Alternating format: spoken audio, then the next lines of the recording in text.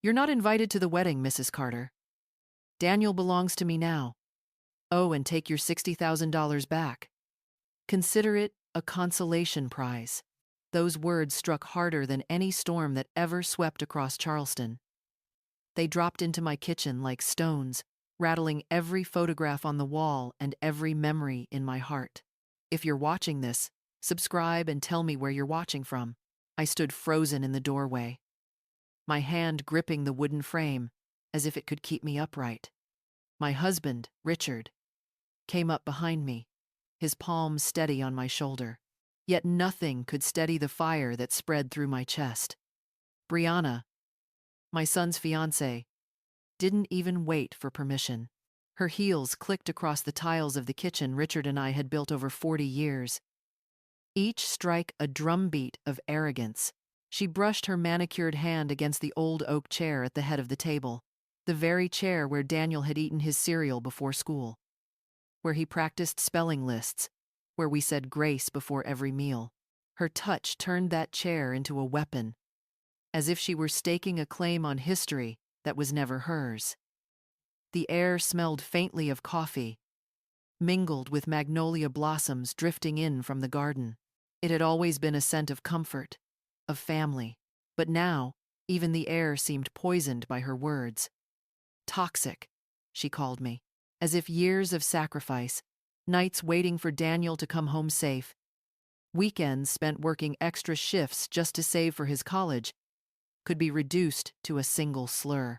I wanted to scream, wanted to shout that I had carried Daniel through every storm, that I had held him up when he broke his arm at Little League, that I had stood in the rain at his graduation with tears of pride. Instead, my voice failed me. Silence wrapped around me like chains. Richard's jaw tightened, but he stayed calm. He knew one outburst would cost us everything. So he waited. But I couldn't wait. I whispered, barely audible. Why, Brianna? Why erase us? She smirked, smoothing her dress as if she had already won. Because some people belong in the past, and that's where you'll stay. Her heels clicked away, the door slamming behind her like a verdict. I stood in the kitchen, staring at the chair she had touched. My chest ached, as if all the years of motherhood had been stripped from me in an instant. That night, I couldn't sleep. I sat at the table with the recipe box my grandmother had given me, its cards stained with ink and flour. Next to it lay the envelope labeled Wedding Fund, $60,000. Both symbols of sacrifice, both mocked by Brianna's cruelty. As dawn broke over the Charleston rooftops, I whispered to myself, she thinks she has won. But this isn't the end. Not yet. The morning after Brianna's verdict, the kitchen felt like a stranger's place. The same sunlight poured across the oak table. The same scent of magnolia drifted through the window. Yet everything was changed. I couldn't look at the chair without hearing her voice again. Daniel belongs to me now. I sat there with a cup of coffee gone cold, my fingers wrapped so tightly around the mug that my knuckles ached. Across the table, Richard stirred his with deliberate calm, but the tightness in his jaw betrayed him. He was furious. Yet he said nothing, waiting for me to speak first. Do you think she was telling the truth? I whispered finally. My voice cracked, betraying the question I dreaded most. Do you think Daniel really doesn't want us there? Richard set his spoon down carefully.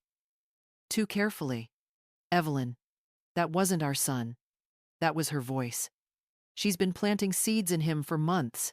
I wanted to believe him. But the words Brianna had chosen, toxic, interference, stay in the past, kept cutting into me like knives. Words only Daniel could have repeated if she hadn't whispered them to him first. I looked around the kitchen for comfort, but everywhere I turned, there were reminders. The refrigerator plastered with photographs. Daniel as a baby with cake smeared across his cheeks. Daniel holding up his high school diploma, his grin so wide he forgot to straighten his cap. Daniel at the pier with Richard, holding up his first catch. Memories that screamed love. Yet somehow Brianna had twisted them into chains of control. I pressed my forehead into my hands. Had I loved him too tightly? Had every sacrifice looked like suffocation in his eyes? Doubt seeped into me like poison, the very poison Brianna wanted me to swallow. Richard's hand found mine across the table, warm and steady. "Don't let her rewrite your story," he said softly. "You raised him with love. That's not control." But his words couldn't erase the echo of Brianna's heels on our kitchen floor, the smug tilt of her smile as she mocked our sacrifices. I had been blindsided, stripped of dignity in my own home. That night, I wandered the house, unable to rest. In the living room, I lingered before the gallery wall of photographs, 40 years of family framed in wood and glass. My eyes stopped at one picture in particular. Daniel, age 10, holding up a baseball trophy, his cheeks flushed with triumph. I remembered the heat of the bleachers, the cheers, the way he had waved at me in the stands as if I were the only person in the world who mattered. Tears blurred the image.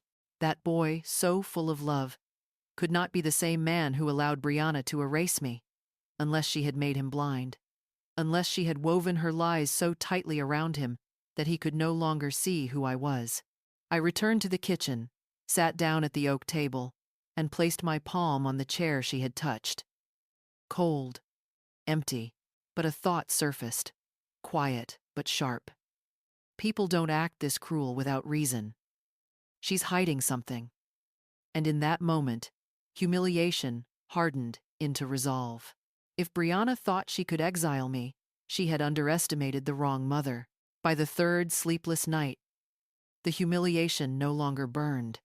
It settled deeper, into something colder, something sharper. I knew Brianna hadn't just acted on impulse.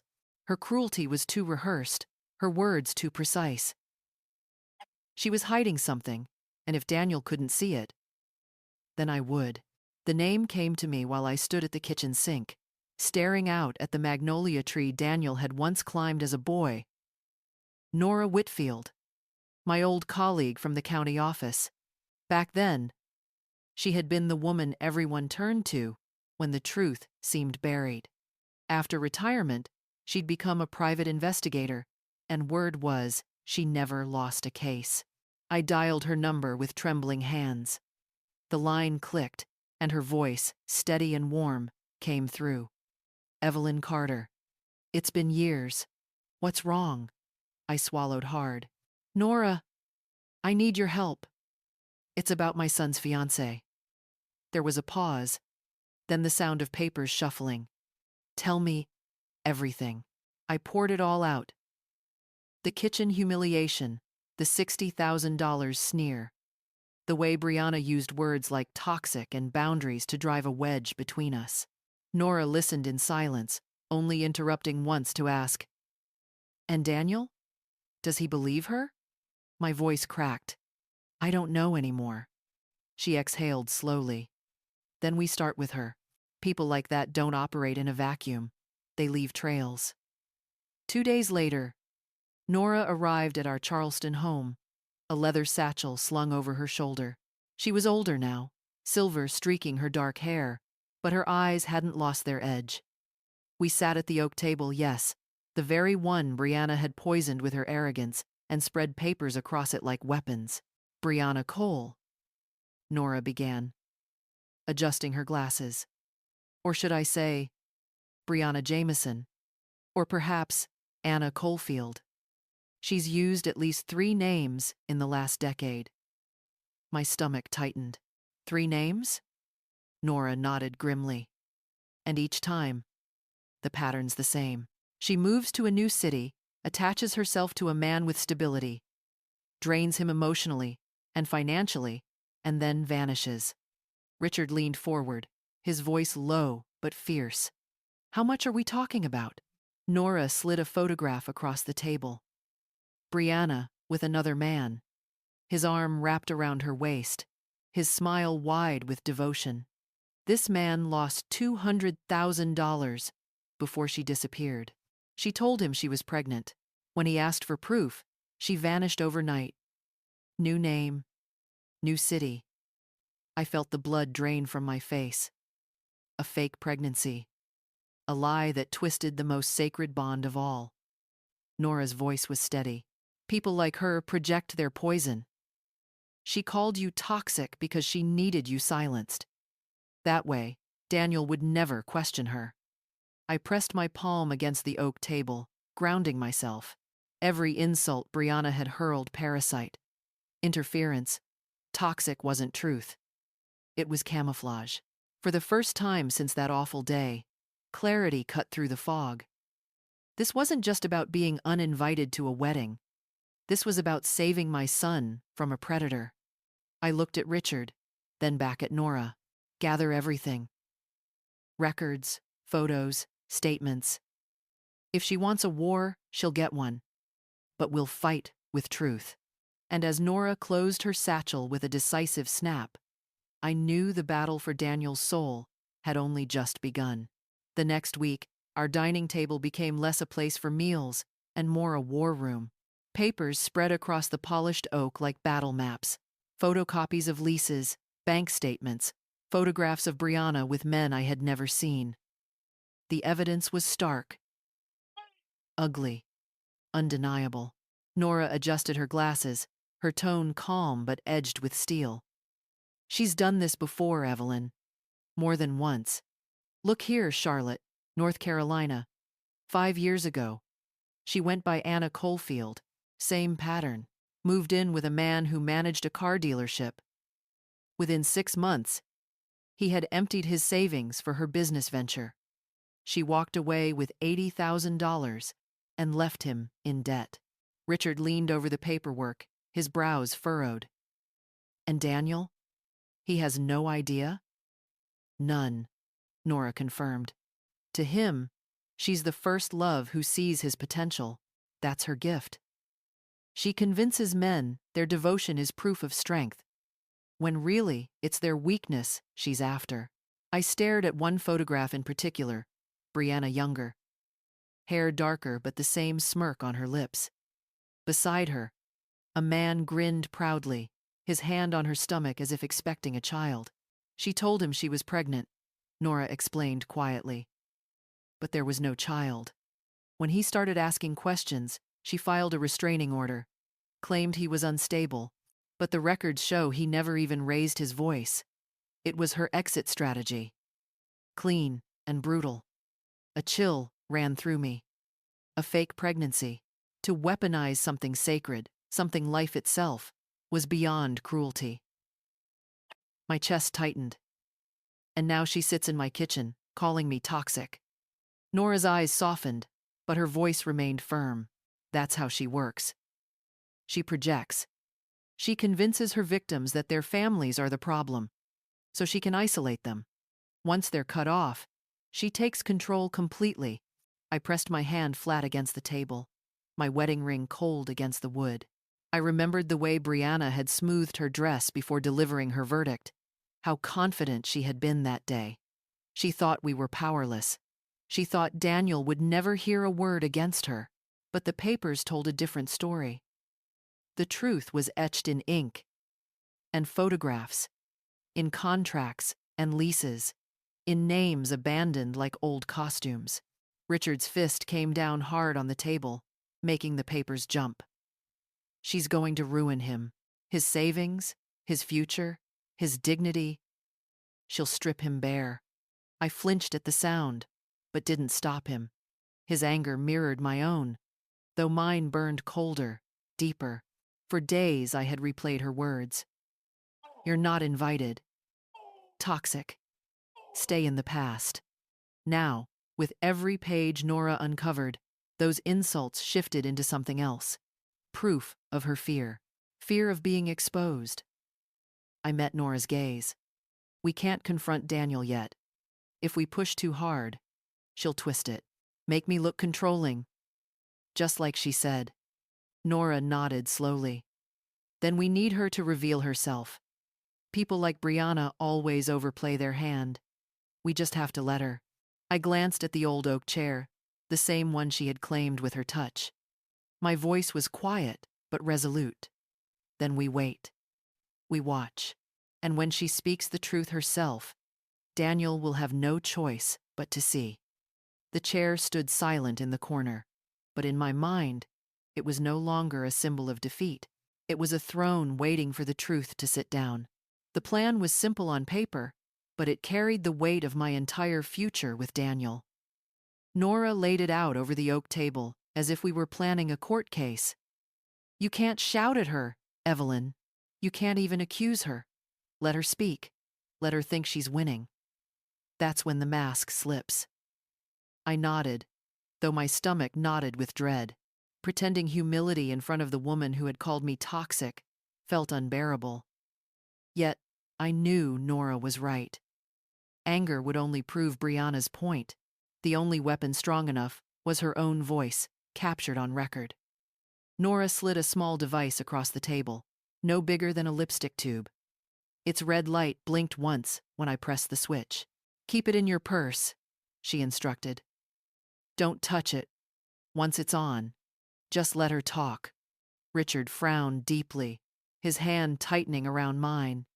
And if she says nothing? If she keeps the act?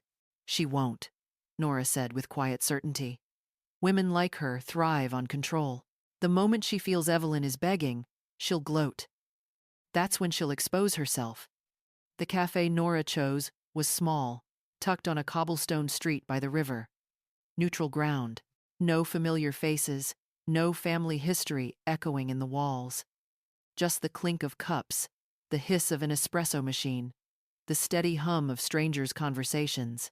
That morning, I dressed carefully, deliberately plain.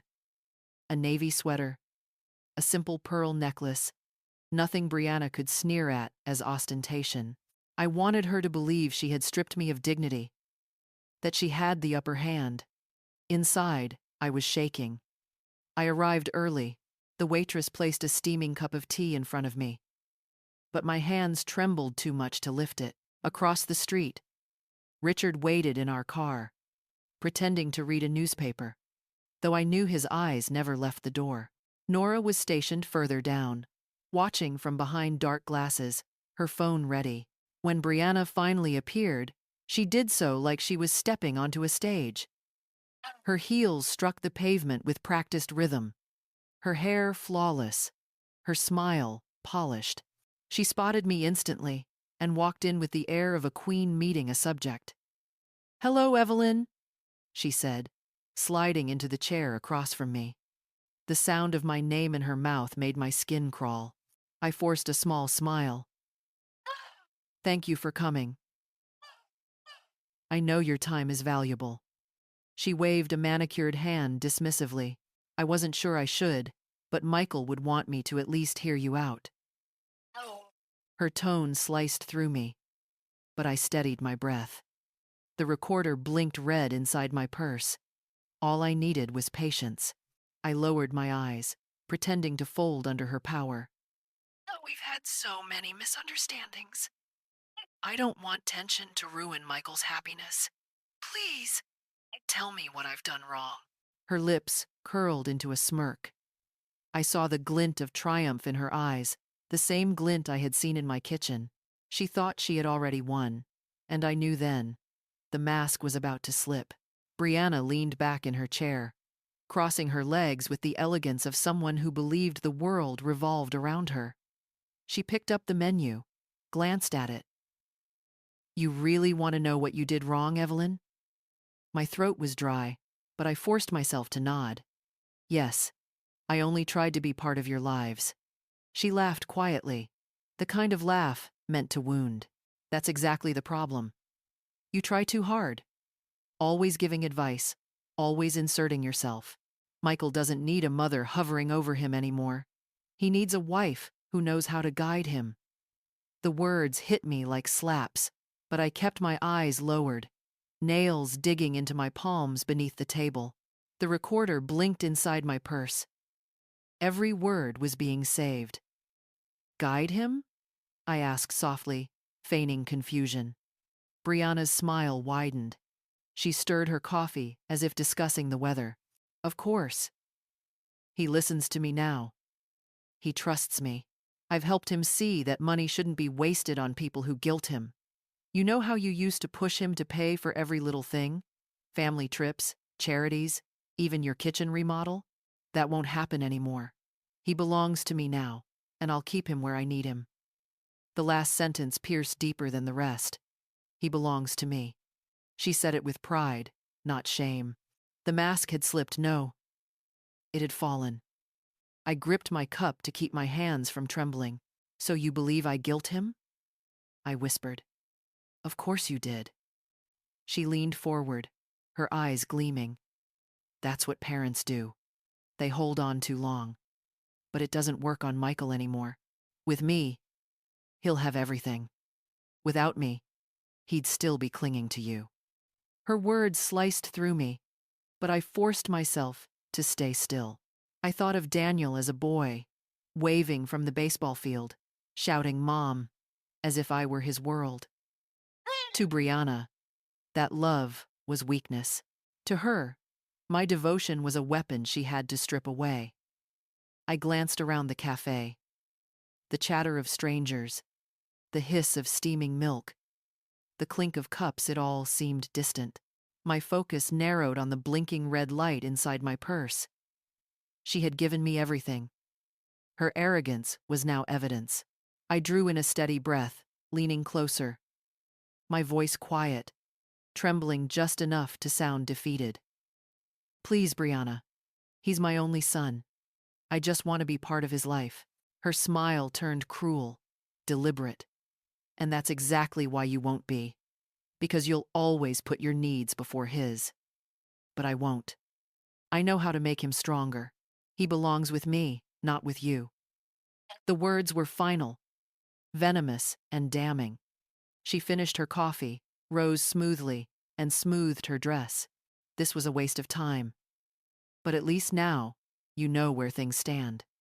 Her heels clicked away, the door shutting behind her like the echo of a gavel. I sat frozen, hands trembling, heart racing. Then, slowly, I exhaled.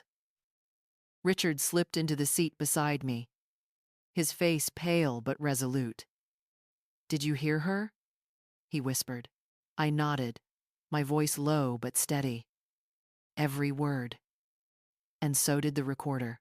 That night, the three of us sat in the living room, the glow of a single lamp casting long shadows across the walls. On the coffee table lay Nora's laptop, its screen black but waiting. My hands twisted in my lap, clammy with both fear and anticipation. Richard sat stiffly beside me, his jaw set like stone. Across from us, Nora adjusted her glasses, the recorder already plugged in. Once he hears this, she said quietly, there's no going back. I nodded. My heart pounded in my chest. For weeks I had replayed Brianna's insults in my head, toxic, not invited, stay in the past. Tonight, my son would finally hear them too, unfiltered, undeniable. The front door opened, and Daniel walked in. He looked tired, his smile thin and uncertain. Mom, Dad, what's going on? Richard gestured to the chair beside us. Sit down, son. We need to talk. Daniel hesitated, glancing between us. He must have sensed the tension, pressing against the air. Slowly, he lowered himself onto the couch, his hands resting uneasily on his knees. Is this about Brianna? My throat tightened, but I managed to whisper. Yes. Nora leaned forward and pressed play. The room filled with Brianna's voice, smooth, sharp, rehearsed. You're not invited to the wedding, Mrs. Carter. He belongs to me now. Daniel stiffened, his head snapping toward me. His eyes searched my face, as if to ask if this was real. But the recording continued, relentless. Michael doesn't waste money anymore. He belongs to me. And I'll keep him where I need him. With me, he'll have everything. Without me, he'd still be clinging to you. Each word cut through the room like glass. Daniel's hands shook as he pressed them over his face. When the recording ended, silence swallowed us whole. Finally, he lowered his hands. His eyes were wide, stunned, filled with something I hadn't seen in months' clarity. She actually said that? Yes, Richard said firmly, and it wasn't the first time. She's done this to other men before you. We have the records. Nora found them. Nora slid a folder across the table. Daniel opened it, his eyes scanning page after page, leases, photographs, financial records. His lips parted in disbelief. 3 names, fake pregnancy, restraining orders. His voice broke on the last word. All lies? My heart ached as I reached for his hand. Son, I didn't want to believe it either, but when she told me I wasn't welcome at your wedding, I knew something was wrong. I couldn't stand by while she erased us. Daniel's eyes brimmed with tears. He looked at me as if seeing me for the first time in months. Mom, you tried to protect me. Richard leaned in, his voice steady but fierce. She doesn't love you, Daniel. She controls you. And if you let her, she'll destroy everything: your savings, your future, your dignity. Daniel's hands trembled as he pushed the folder away.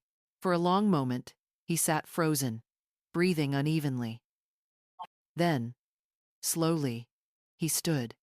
His voice shook, but it carried resolve. I can't marry her. I need to end this. Relief flooded me, so sharp it felt like pain.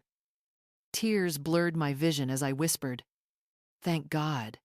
But deep down, I knew the battle wasn't over. Brianna would not go quietly.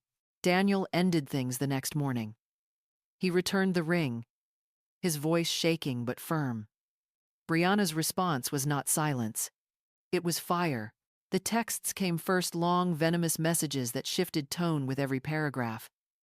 One moment she was sobbing, promising she could change. The next she was spitting fury, accusing me of ruining her life and destroying Daniel's future. You'll regret this, one message read.